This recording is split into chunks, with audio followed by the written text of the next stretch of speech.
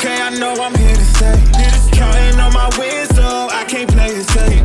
Try to go against us, get you out the way. Go hard, it's the only way to play. Let me say, I'm a trendsetter, I'm a go-getter. I'm a trendsetter, I'm a go-getter. I'm a trendsetter, who can do it better? I'm a go-getter, I'm a trendsetter. Hey, look. Okay, folks, here we are with Nathan Rourke, the one and only. Nathan, thanks for doing this with us. Of course. So last year when they announced the rule changes, you, along with many fans, were visibly shaken because, we love the game the way it is. Now, having thought about it for a few months, I myself am okay with some of the rules, like, the benches on opposite sides. Yeah. And, even with the clock changes, as long as we can keep the excitement in the last 3 minutes. But the biggest thing for me was the field sizes and the goalposts.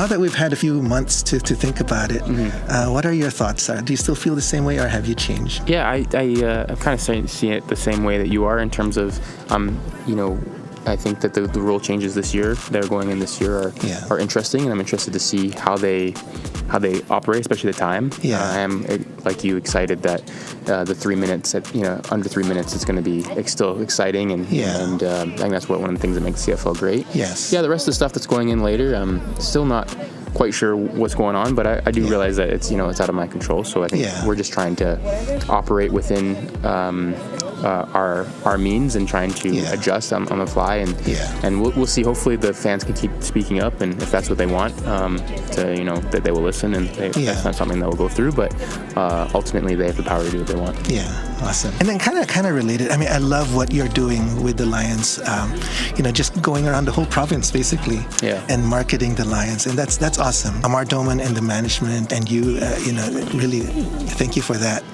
And I'm thinking from a wider perspective and a league perspective, there's so much opportunity to market great Canadian players like you, like McInnes, like Betts. We could do so much more to market that. What are your thoughts, and what do you think is the roadblock for getting the word out? Because we have a great game. I think back to the 80s, when the CFL was huge. Yeah. And we've kind of lost a lot of that market penetration. Yeah, I think it's a great question, and to be honest, I would have loved for that to have been the focus of rather than the rules. Yeah. You know what I mean? Because I do think it's a huge roadblock. I think the big challenge is you see the popularity of the NFL kind of go up, and the CFL kind of declined since the early 2000s, and I think that was around the advent of the internet. So it's how do we keep up to a changing landscape digitally? How do we keep up with social media? How do we continue to do it? And like you said, we have some really great players, a lot of exciting players, both Canadians and Americans, globals as well, that are very marketable, very exciting, and we have a very exciting game. I think it should be easy. It should be something that we should be doing more of, and I'd love for the league to make more strides and more efforts to do just that. I think there are efforts. I just think that we could be doing more. Yeah, for sure. And last question.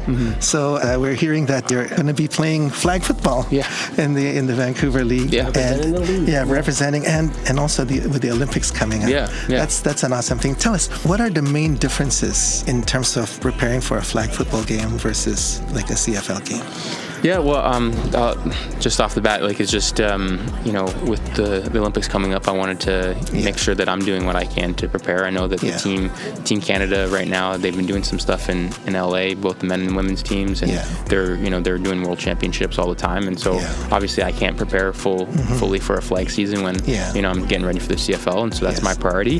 However, in 28, there's a really cool opportunity to represent my country. And that's something that, might not happen, again, it might happen in the next couple of years, but certainly it's the Olympics, and you're kind of excited about that. So I just want to get a little bit of a sense of the game. It's been a while. I played flag when I was growing up, but these rules, the 5-on-5 rules, is something that's a little bit interesting, a little bit nuanced, and I want to get a sense for it. There's a lot of really good flag players out there in BC, across the country, and I want to make sure that I'm doing my part to be able to get better and learn the game and learn from these great players, and hopefully be able to make a run at the Olympic team in 28. Awesome. Yeah, we're really excited. Hope you make it to the Olympics team, and thank you. Want to see not just the Grey Cup this year, but the gold at the Olympics. That would be awesome. That'd be pretty cool. The Grey Cup first. Yeah.